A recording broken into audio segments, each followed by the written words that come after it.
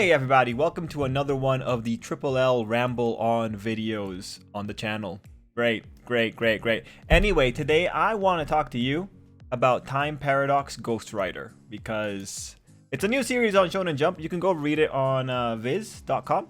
I'm enjoying it. I think it's great. I think it's really cool. I'm gonna explain to you what the manga is, so I can get to the main topic of the video, which was discussing, what would you do in a situation where it looks like the universe is conspiring to help you.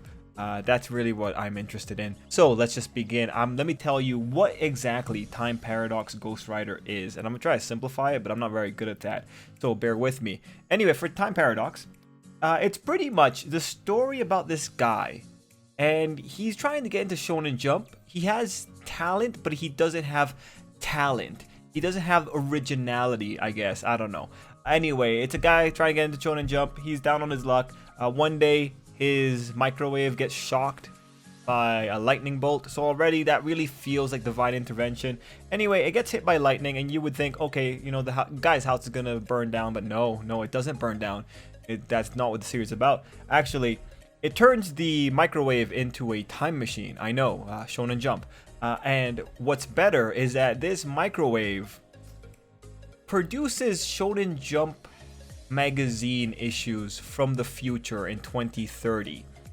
So the adventure starts when this guy receives his first Shonen Jump from 10 years in the future.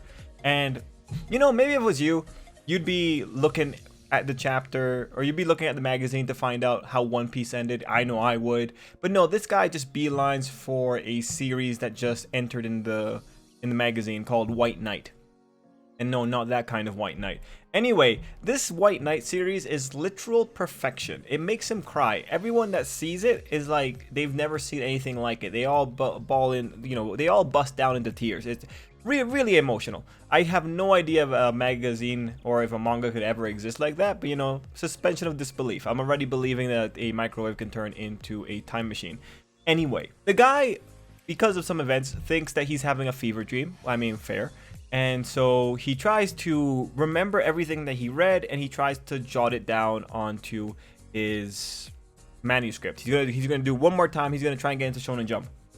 Anyway, keep in mind that he thought it was a fever dream. Keep in mind that he could not find the physical copy of the magazine that he had read, that he thought he read in a dream. Anyway, he does it.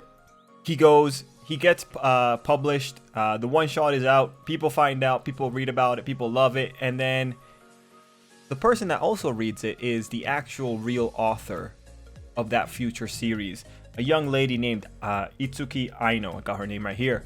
Anyway, this girl, she goes and confronts the guy about it because manga, and it just kind of reiterates that he realizes that he's doing something wrong here. The big crux of the problem here is that he feels guilty about that he pretty much took away this girl's future series. 10 years in the future, this girl was supposed to be making the series called White Knight. He goes, because he thought it was a dream, he goes and publishes it, and now he's stuck with the situation. And so when it comes to the comments online, some people are saying like this is plagiarism. Like, what are they gonna do? Like, how could someone do plagiarism? Why should I care about this character? And they're all bringing up the plagiarism stuff. But what I'm interested about is really like, what would you do in a situation where you get magazine copies from 10 years in the future through just divine intervention, effectively, and well, because of what happens afterward, that you now live in a universe that has alternate timelines because the magazines keep coming through even though you have changed the future. So you're in that situation. What would you do? Would you continue making this manga? Would you continue copying it? Would you continue being the ghostwriter? Would you continue just getting it from your microwave and just jotting it down? Or how would you handle that situation? Now, for me, if I was thinking about it, the first issue, if I'm in this guy's situation, what can you do? If I think it's a fever dream, it's a fever dream. It's not my fault. But then after meeting the author of the original series, or who was going to be the author of the original series, it's like, well, now I feel kind of bad because now I screwed over this girl's life. But maybe I made it for the better. Actually, I think in terms of the series, I think it's actually going to end with her life being saved thanks to this. That just seems like that kind of series. But I digress. But yeah, you know, after knowing that it's not a fever dream and seeing that I have a time machine that can only produce Shonen Jump copies, you know, for me, it gets tough. It gets tough. Like let's say that whoever sent down the initial lightning bolt, let's say that's God, okay, or a divine power. And you know, if God is doing me a solid, I'm a starving artist, and he wants me to do this manga, he's telling me to copy. That's essentially what it is. Like, he's not giving me a divine bolt of inspiration, you know, like instead of striking the microwave, he could have struck me instead, and I could have had these amazing ideas. But no, he's not doing that. Instead, he's making you a copy. And so this is where you start playing the mind games. It's like, well, does God actually like me enough to want to give me a hand? Or does he like me enough to test me? See, that's the thing. I think if you went down this route, I think if it was me, I would go down that route of just like, this might be a test. This might be whatever higher power is out there trying to test how much of a degenerate I'm willing to be. Now, thankfully, there's no real threat of legal prosecution, because like, how can anyone prove that you plagiarized this girl's work? Only you know that truth. Let that eat you on the inside, right? So at least I don't have that. But in terms of that moral conscience and then like the whole mind game with the higher being, it's like, I think in that situation for me, knowing that I'm not going to be penalized by the law, knowing that I only have to deal with my own morals, I think I'm not touching the books. I think I'm not touching it. Like, maybe I'll just read it just for fun, so that when I go on YouTube and I make predictions about how One Piece ends, I get a lot of clout, that kind of stuff, you know, basic stuff. I would rather do that than ever try to monetize the series I'm copying. And my thinking is, like, I don't know if this is Old Testament level God, right? Like, Old Testament God, like, really wanted to test people. Like, the chances that that book there, from my perspective, is a test are not non-zero. So I think the best thing for me to do is, honestly, in terms of my work, if I am a starving artist and my only shot is to get into Shonen Jump, I think it's just better off if I don't do it. I just leave the book alone, read One Piece every now and again, and just stay back and just don't interact with the book. Now, this series, it says that this is about a future that never was supposed to happen. It's a story about moving forward into the future, and it's like, no, I refuse. I don't want it. Look, if this is a future that was never supposed to happen, and the paradox is occurring, it's like, no. One of my thoughts is that maybe this is the guy in the future sending the magazine back because he wants to avert some kind of bad ending. And if that was the case, and if God was doing them a solid and allowing that to work, you know, why would God not just heal whatever bad ending happens in the future? Why would God not fix whatever future is being, like, you know, whatever future, whatever the original future was? Why not just fix the original future instead of splintering off at this other point? You know, why go so roundabout?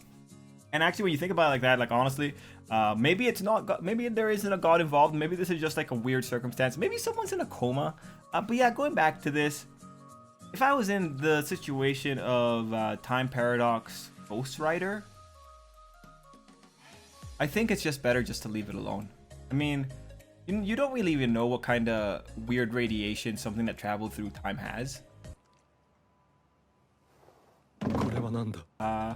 Probably better, like, even if God is doing, like, legitimately doing you a solid, like one of those stories where, you know, God works in mysterious ways or whatever like that, even if he is doing you a legitimate solid, you know, everyone else in the world, ideally, is not getting that kind of help, that kind of overt help from lightning bolts.